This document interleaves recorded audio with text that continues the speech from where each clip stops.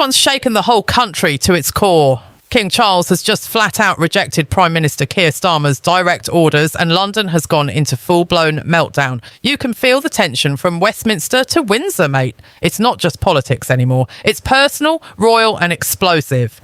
Yesterday morning at precisely 8:42 a.m, Downing Street sent what's now being dubbed the control letter to Buckingham Palace. The contents, a so-called request, though between you and me it read more like a command, asking His Majesty to suspend all central London public appearances for the foreseeable future. The justification? Public order risks tied to ongoing demonstrations. But let's not kid ourselves, this wasn't about safety, it was about control, and Charles wasn't having any of it. Palace insiders say he read the letter twice, then set it down with a quiet, "I've sworn my duty to the nation, not to a party." Within 90 minutes, he ordered his private secretary to schedule 3 new London events, including one in Trafalgar Square, the very spot the Home Office had just marked as restricted. You could practically hear the echo of teacups smashing in Whitehall. By noon, the phones in Downing Street were lighting up like a Christmas tree. Labour advisers were panicking, asking what on earth the King thought he was doing. But in reality, it was Starmer who'd made the misstep. By early afternoon, the Telegraph had dropped a bombshell, leaked Labour communications that blew the whole security excuse to bits. One email from a senior comms advisor read, "The King's appearances continue to overshadow Labour's reform messaging. The optics are unbalanced. Recommend reducing royal exposure until public narrative stabilises." Translation: the King was too popular. And in a government obsessed with headlines, that was the real problem. Social media erupted. Within 2 hours, starting Stand With the King hit #1 on X and TikTok. Thousands began gathering outside Buckingham Palace, waving Union Jacks. Even those who'd never cared much for monarchy suddenly found themselves shouting, "God save the King!" It was a proper British rebellion, not with muskets, but with mobile phones and fury. Among the crowd was Corporal Alan Reeves, a retired paratrooper from Leeds. He stood there in his medals, tears in his eyes, saying to a Sky reporter, "We served under the Crown, not the Cabinet." No politician tells our King where he can stand. His words hit like a cannon blast across the country. Clips of him went viral, 3.4 million views in just 8 hours, and that's when things properly snowballed. Veterans groups up and down the UK, from Portsmouth to Dundee, began issuing open letters of support for the monarch. A petition titled "Hands Off Our King" gathered over 420,000 signatures in its first 24 hours. It was no longer about politics. It had become a question of identity. Ordinary Britons saw a government trying to muzzle the crown, and that didn't sit well with anyone who still sings "God Save the King" with their hand on heart.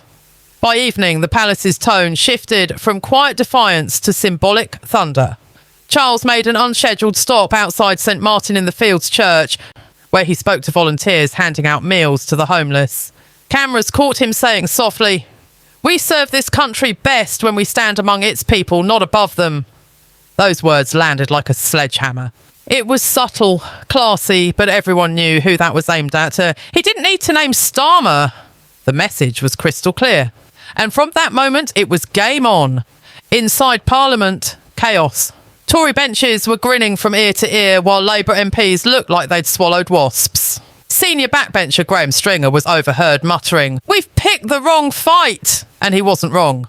Within hours, internal Labour chats leaked, showing sheer panic. One senior aide texted, "This has backfired. Charles has public opinion on his side. We look like we're at war with Britain itself." Even Angela Rayner, usually one of Starmer's most loyal lieutenants, was said to have told colleagues privately, "You can't outspin the monarchy." That's how bad it got. The international reaction was just as brutal. Australia's Prime Minister postponed his scheduled call with Starmer, citing scheduling conflicts. Nobody bought that. Canadian officials leaked that they were concerned about constitutional consistency in London. And across the Commonwealth, headlines read, "King defies Prime Minister." The optics were horrendous. Britain suddenly looked like a family arguing in public, with the King coming off as the adult in the room. Financial markets panicked. Within hours of the King's public appearance, the pound dropped 2.1% against the dollar. Traders blamed constitutional volatility, but everyone knew it was political chaos spooking investors. The FTSE bled nearly $7 billion in market value before close of trading, and still Charles refused to back down. 2 days later, he was seen shaking hands with veterans at a London hospital, another event the Cabinet Office had advised against. The crowd outside chanted his name. One woman shouted, "You're the people's king, Your Majesty," and he smiled faintly, saying, "I serve all of you." That single clip hit TikTok like wildfire, clocking 10 million views in a day. Comment sections were flooded with lines like "Starmer's finished," and "He tried to silence a king and got schooled in history." Now here's where things got properly wild. A leaked recording from inside a late-night emergency Labour meeting revealed just how bad the panic was getting. One minister can be heard saying, "He's done. The king's untouchable."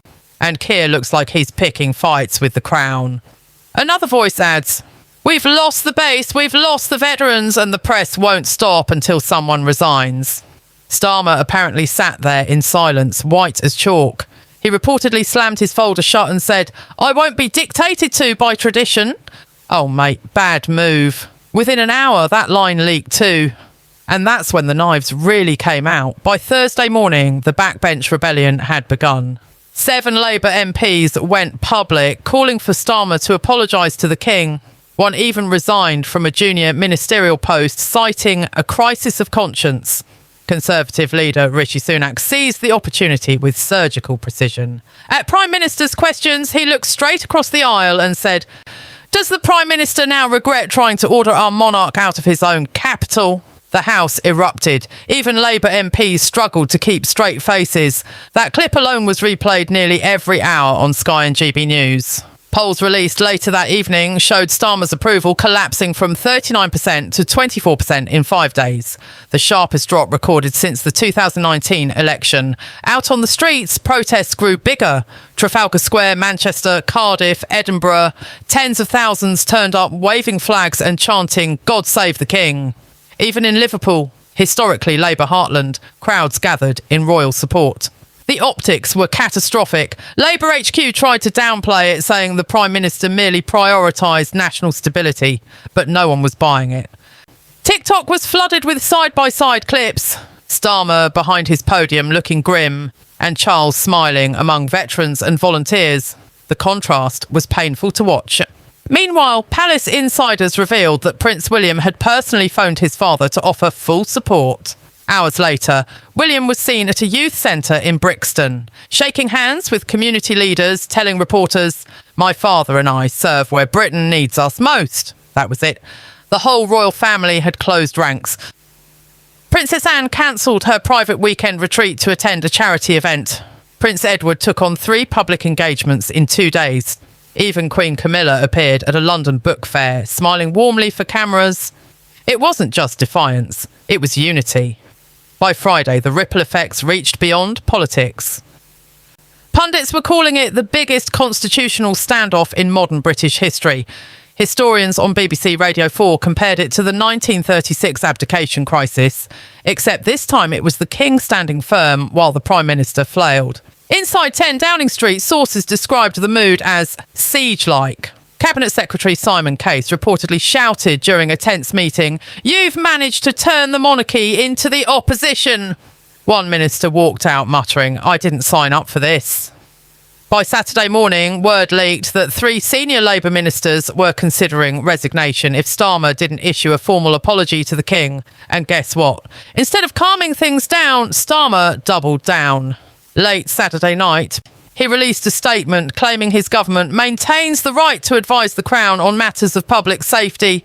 Within minutes, palace officials fired back, politely but pointedly, reminding the nation that the monarch's schedule remains at His Majesty's personal discretion. Translation, you don't tell the King where he can go.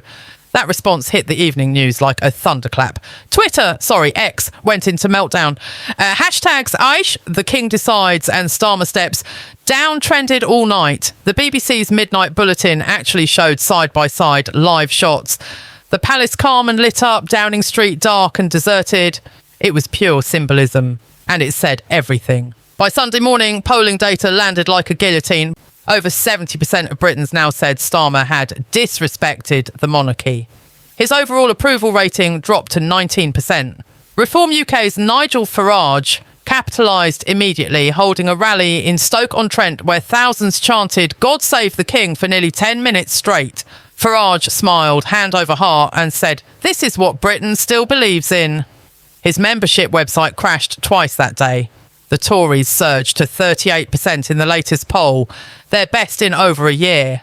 Labour slumped to 23%. Now, you could almost hear the leadership knives being sharpened.